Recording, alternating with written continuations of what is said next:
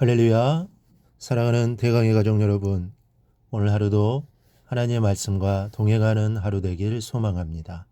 오늘 말씀은 출애굽기 23장 14절에서 19절 말씀입니다. 너는 매년 3번 내게 절기를 지킬지니라. 너는 무교병의 절기를 지키라. 내가 내게 명령한 대로 아비볼의 정한 때에 이레 동안 무교병을 먹을지니 이는 그 달에 내가 애굽에서 나왔음이라. 빈손으로 내 앞에 나오지 말지니라. 맥추절을 지키라. 이는 내가 수고하여 밭에 뿌린 것에 첫 열매를 거둠이니라.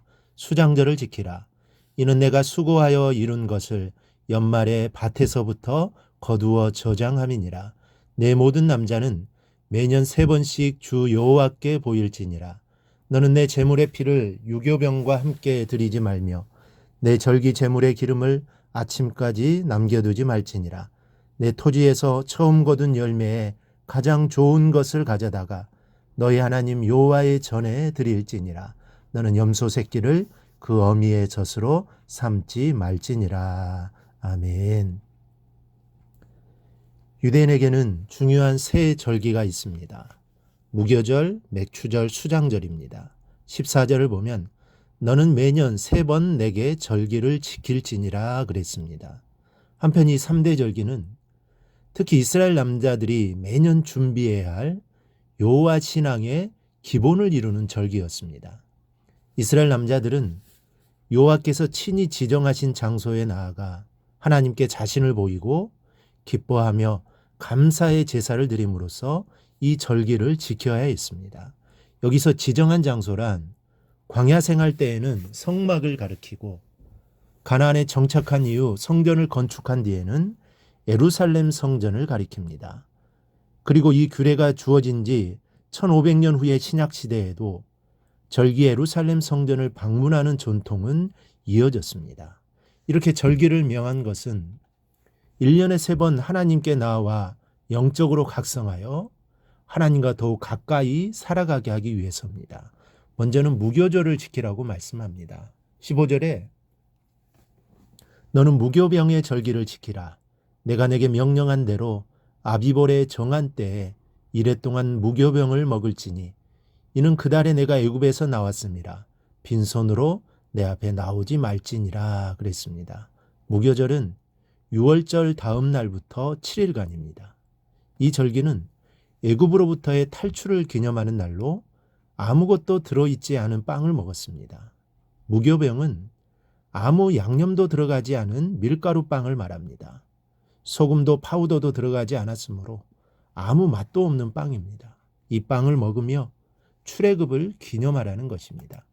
이것은 무미건조했던 이스라엘의 인생을 출애굽을 통하여 하늘의 백성으로 삼으시고 맛깔스러운 인생으로 바꾸어 주신 은혜를 생각하며 감사하라는 뜻입니다. 그런데 반드시 하나님께 바칠 예물을 가지고 오라고 말씀하십니다. 왜 하나님께서는 백성들에게 예물을 요구하셨을까요? 하나님께서 물질이 탐이 나셨을까요?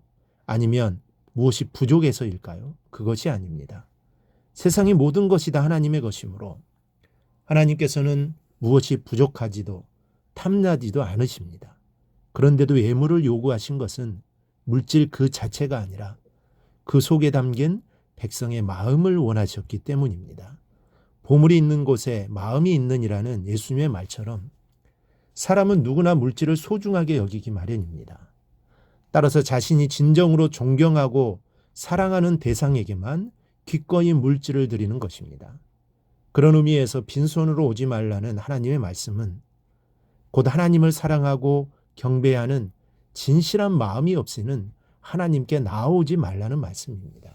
그렇습니다. 하나님께서 자기 백성에게 원하시는 것은 하나님께 대한 감사와 경배의 마음입니다. 이것이 없다면 아무리 화려한 예배를 드리고 엄청난 예물을 드린다고 해도 하나님께서는 결코 그 예배를 기뻐하지 않으십니다. 그러므로 우리 마음속에 하나님을 향한 사랑과 경배와 감사를 담아야 합니다. 그럴 때 하나님께서는 우리 예배를 기쁘게 받아주실 것입니다. 두 번째는 맥추절입니다. 맥추절은 77절 오순절이라고도 불리어집니다. 일종의 추수감사절로 봄에 드리는 절기입니다. 좀 더 정확히 말하면 6월절부터 50일째 되는 날입니다. 이때는 보리와 밀을 수확하면서 해와 비를 적절히 내리심으로 풍성한 곡식을 내려주신 하나님께 드리는 감사절기입니다.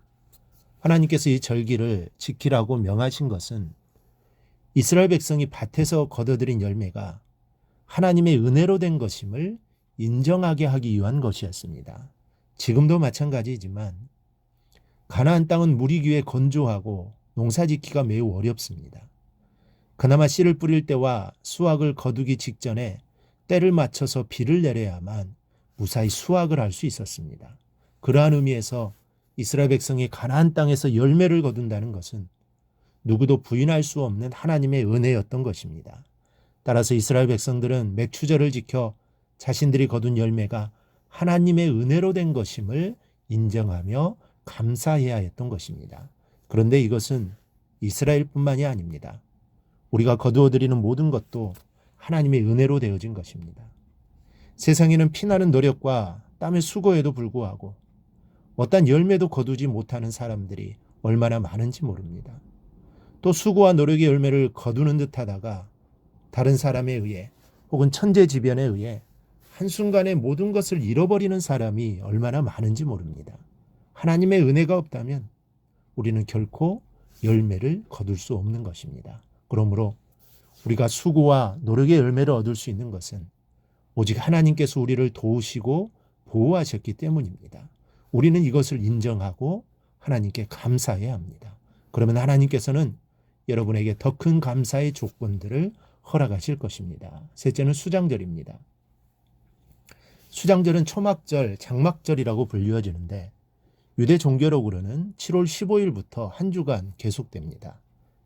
이때는 농산물의 수확이 모두 끝난 때로 맥추절이 봄에 드리는 추수감사절이라면 수장절은 가을에 드리는 추수감사절입니다. 이날은 40년간의 광야 생활을 되돌아보면서 광야에 나아가 텐트를 치고 생활하며 출애굽의 역사를 베푸신 하나님의 은혜에 감사하는 절기입니다. 또한 40년간 광야에서 장막 생활을 하며 유리방황했던 그 고난의 경험을 기억하게 하기 위해서였습니다. 더불어 죽음의 땅 광야를 지나 젖과 꿀이 흐르는 가나안 땅으로 인도하여 이스라엘의 생명을 보존시켜 주신 하나님의 크신 은혜를 다시 한번 상기하며 감사의 제사를 드리고 기쁨으로 즐기게 하기 위해서였습니다. 봄에도 감사하고 가을에도 감사하며 하나님의 은혜로 땅에서 곡식을 얻으면 감사했습니다. 그 열매가 많든 적든 온 백성이 모여 하루하루를 지켜주신 은혜를 감사하며 예배드렸던 것입니다. 하나님께서 절기 때마다 하나님 앞으로 나아오라고 하신 것은 하나님의 은혜를 잊지 말라는 것입니다.